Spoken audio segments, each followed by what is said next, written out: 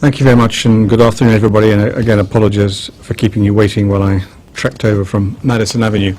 Let me start by echoing the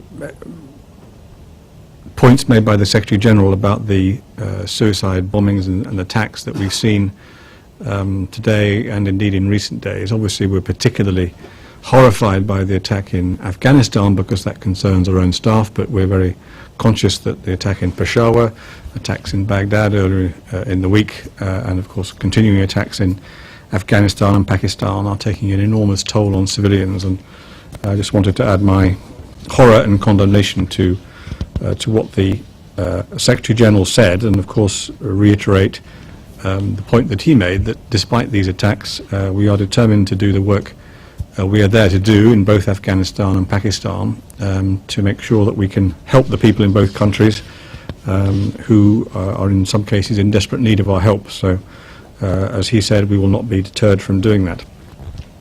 The point of this briefing is to give you some quick impressions from my recent travels, starting off in Yemen and then visiting the major disasters in the Asia-Pacific region, particularly in Philippines and Indonesia, and then finishing with a visit to Uganda last week. And I'll try to just say something briefly about each of those, and I'm happy to answer questions about those or any other points you want to raise. First of all, on Yemen, which I think we discussed before, the intention in going there was to see for myself the humanitarian consequences of the conflict in the north between the government forces and the Al-Houthi rebels, and to draw attention to something which remains a pretty neglected conflict and a neglected humanitarian situation, both by the international community and indeed by the media.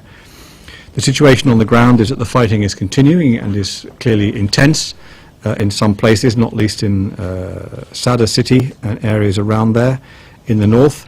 We believe that up to 150,000 people have been displaced by this conflict into various surrounding areas, and that of course very large numbers more people have been affected by the conflict and are suffering from its consequences.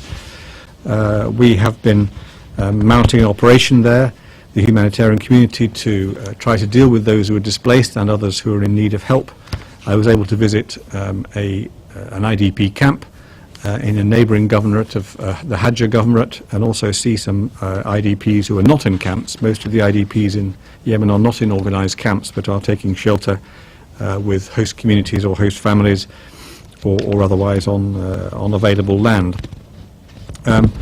There's no doubt the situation from a humanitarian point of view is getting worse. There are urgent needs amongst the IDPs for shelter, for food, clean water and sanitation, and of course not least for healthcare. One of the particularly worrying issues is that the health facilities in Sadr governorate, which is where the fighting is concentrated in the north there, are deteriorating. Some have been attacked, some are simply running out of drugs and staff because it's becoming impossible to operate there, whether they're operated by the national authorities or the international authorities.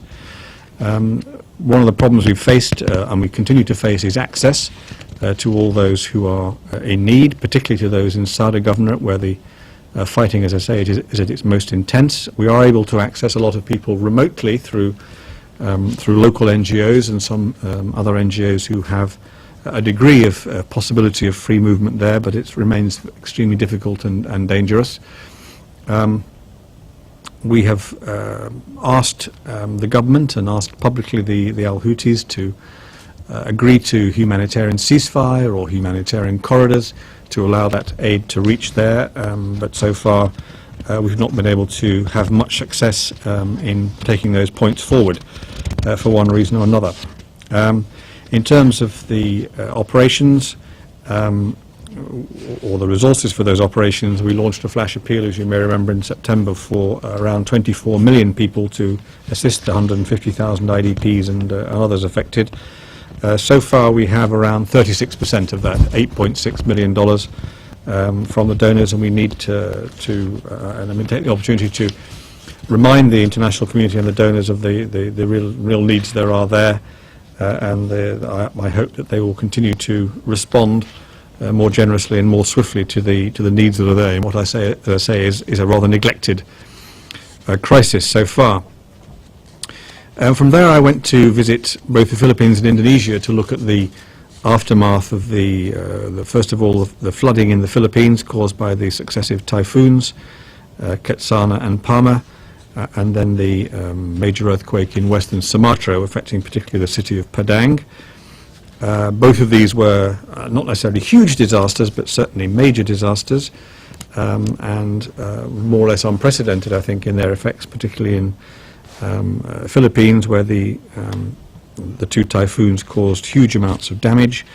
Of course, a high death toll too. I think the death toll in the Philippines in the end was around 800 people from the combined effects of the different effects of flooding, partly in the metropolitan area of Manila, but also very much in the north, where the second typhoon lingered for over a week, dumping rain on already saturated ground. The problems that are still faced are particularly areas which are still flooded, even several weeks after the typhoon struck, either because they adjoin lagoons which have not gone down in level, or because even in Manila itself, where the drainage system has been unable to function for different reasons, and therefore there's still water sitting in some areas of the city. People are still living amongst that water, wading through it. And one particular fear we have is the risk of communicable diseases. There's already been a significant outbreak of a disease called leptospirosis, which has killed, I think, something like 135 people so far. So the needs are the usual ones of food, clean water, sanitation, healthcare, and of course shelter for those whose homes have been flooded and who may never be able to go back home because their houses have been either destroyed or are situated in areas where they shouldn't be living in the first place. Again, we had a flash appeal for, I think, $74 million. We contributed $7 million from the Central Emergency Response Fund to support the most urgent projects in that appeal. The appeal, I think, if I can get the figures right, I can't find the figure now, but the $74 million, but how much is funded is the question. 30% funded so far, so again there's quite a long way to go to get the funds we need there. The response of the government and I think of the international community was good in the Philippines, but there's a lot of long-term damage done, not least in the agricultural sector, to people's livelihoods, and a full post-disaster needs assessment is underway involving the UN, the World Bank, the Asian Development Bank, and the private sector, to see how much is needed by way of longer-term reconstruction in addition to the short-term relief which we are helping to provide through the flash appeal. In Indonesia, again, the effects of the earthquake were very significant. In western Sumatra, more than 1,100 people were killed.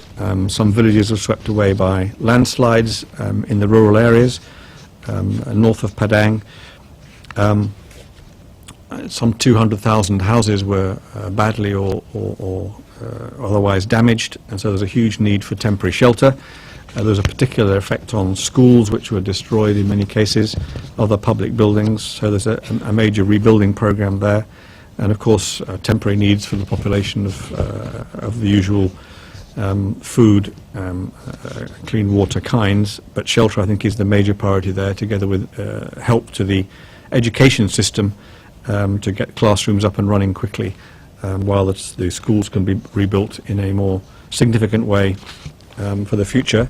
Again, there was an appeal, a humanitarian response plan for the earthquake, which was for $38 million.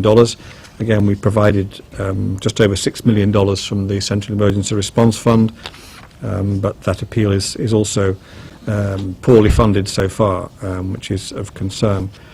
I might mention also very briefly that we've also been providing international assistance to Laos, which was also badly affected by the same typhoons. We launched an appeal last week for $10 million, and we have actually got 38% of that funding already, including a contribution from of nearly $4 million from the Central Emergency Response Fund.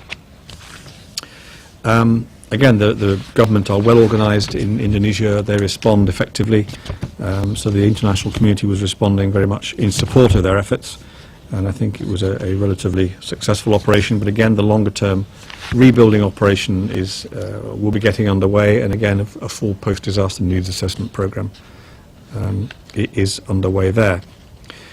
Finally, on Uganda, where I was last week, the main aim of the visit was the African Union Summit to draw up a new groundbreaking convention on the internally displaced, which was agreed by the summit, together with a declaration, the Kampala Convention and the Kampala Declaration. This was extremely welcome action, an African initiative to agree what will be the first binding regional convention on the treatment of IDPs. I think some notable points were that it recognises not only conflict as a source of internal displacement, but also natural disasters and other potential causes, and it gives full attention to the need not only for a response to the humanitarian needs of IDPs, but also to the need to make sure that there are durable solutions available for them. In other words, either the ability to return home, or to be resettled where they find themselves, or to be relocated elsewhere on a permanent basis. Otherwise, of course, the risk of people finding themselves in long-term displacement with all the consequences that have is very high. I also took the opportunity of being in Uganda to visit northern Uganda, and particularly the Acholi region, which was so badly affected by LRA attacks over the last 20 years. The LRA are not present in Uganda now, although of course, as we know, they are causing havoc in neighbouring countries, in DRC, in the Central African Republic and in southern Sudan, but they're not present in northern Uganda. And the good news there is that 85% of the 2 million IDPs, the 2 million people who had been displaced by the LRA, have been able to go home over the last couple of years, and that process is continuing.